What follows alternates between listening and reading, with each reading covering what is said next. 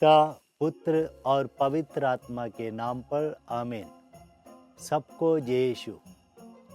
हम लोग क्रिसमस के लिए तैयारी कर रहे हैं और क्रिसमस एक हर्षोल्लास का पर्व है और हम क्रिसमस के समय बहुत सारे गिफ्ट लोगों को देते हैं और हमें लोगों से मिलते भी हैं।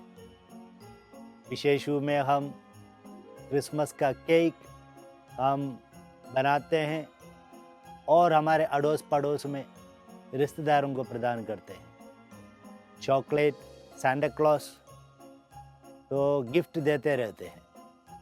तो इसी प्रकार क्रिसमस का समय ऐसा समय है कि हम एक दूसरे को गिफ्ट दें, लेकिन हमें ये भी देखना चाहिए, इस पर भी मनन चिंतन करना चाहिए, ईश्वर ने हम लोगों को किस प्रकार का एक तोहफा गिफ्ट प्रदान किया है। ईश्वर ने किस प्रकार को अपना प्यार प्रकट किया है, इस पर भी हम मनन चिंतन करें।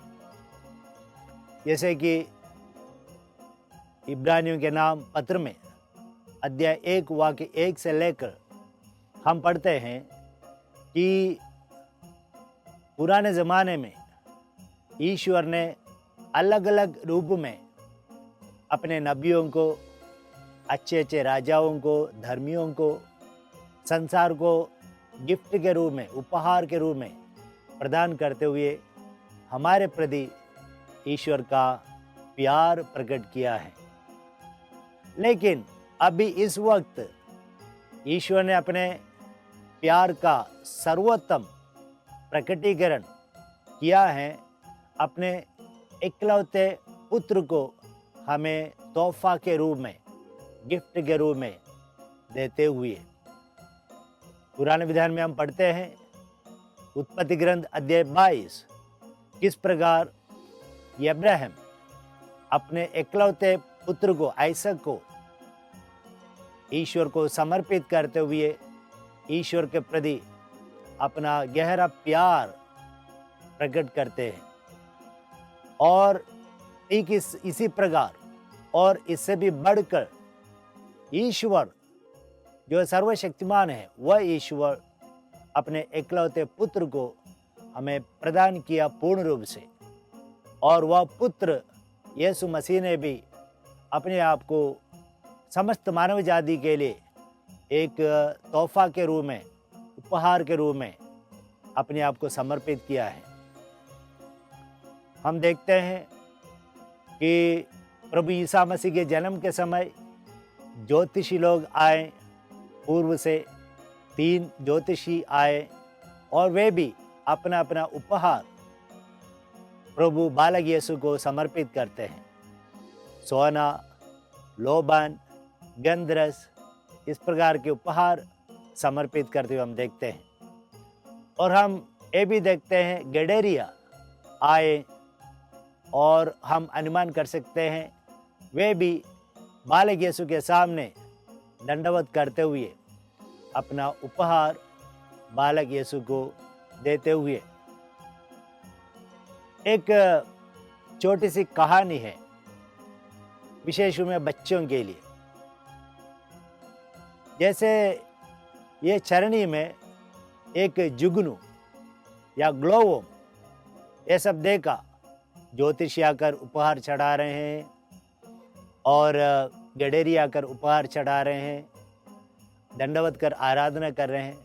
तो जुगनू या ग्लोवोम ने सोचा, उस समय उससे पहले उनको ग्लो नहीं था, और वो प्राणी ने सोचा कि मैं क्या दे सकता हूँ इस बालक यीशु को। और तब उनके पास एक दाना, गेहूं का दाना था, और वह एक गेहूं का दाना जो उनके पास था, उसने उसको प्रभु यीशु मसीह को गिफ्ट के रूप में दिया। और इसके फलस्वरूप कहानी में बताया जाता है, प्रभु यीशु मसीह ने, बालक यीशु ने इस प्राणी को अनुग्रहित किया आज से तुम ज्योति फैलाओगे। और इसी प्रकार ये ओम ग्लो ओम बन गया या जुगनू बन गया, ये प्राणी जुगनू बन गया और रात में अपने प्रकाश से दुनिया को ज्योतिर्मय करता है। तो हम दूसरों को गिफ्ट देते समय हम अपने आप से पूछें कि हम क्या दे सकते हैं प्रभु ईसा मसीह के लिए, और प्रभु ईसा मसीह हम लोगों से क्या चाहते हैं।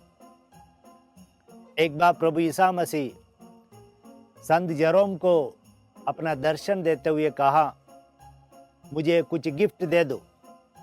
और संत जेरोम ने कहा, मेरे पास कुछ भी नहीं है देने के लिए। और यीशु ने कहा, संत जेरोम ने कहा, मेरे पास कुछ भी नहीं है देने के लिए, मैं पापी व्यक्ति हूँ। और यीशु ने कहा, तुम्हारा जो पाप है वह मुझे दे दो। प्यारे विश्वासियों, क्रिसमस का सीज़न, क्रिसमस का ये समय, तैयारी के समय, हमें अपने आप को पूर्ण रूप से देने का समय है। हम हमारे धन दौलत, हमारे समय, हमारे टैलेंट्स, हमारे पास जो कुछ भी हैं, ये सब कुछ हम दे सकते हैं। लेकिन इन सारे चीज़ों से बढ़कर हैं कि हम खुद को समर्पित करना। और बालक यीशु यही चाहते हैं।